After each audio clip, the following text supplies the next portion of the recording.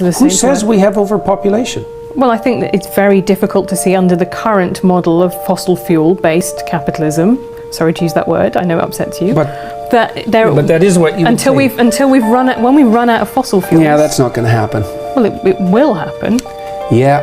Because there is people have been saying that's going to happen for 50 years, and now the United States is a net exporter of fossil fuel. Right. And so no one saw that coming, did they? But it happened. And you're right, that might be the case, but at the moment I would say that, China is putting up new coal-fired power stations, by the bucket load.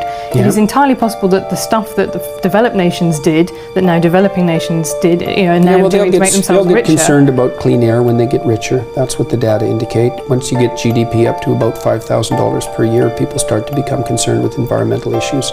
So if we make people rich fast enough, I don't think so. It'll happen too late for some things. It looks like we're going to top out at about 9 billion. I think we can handle that.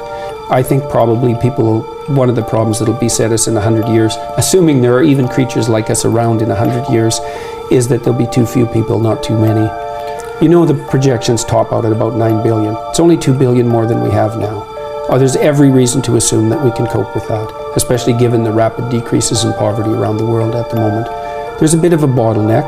There'll probably be some more extinction. What we're doing to the oceans by overfishing doesn't seem very smart, but we've only been aware of our role as planetary stewards since 1960, I would say, and we're not doing too bad for people who just woke up to the fact that we're actually a planetary force. And I don't think that we're overpopulated. I think all the arguments that all the people who made those arguments in the 1960s, like Paul Ehrlich, I think he wrote The Population Bomb, predicted mass starvation by the year 2000. He was absolutely and completely wrong.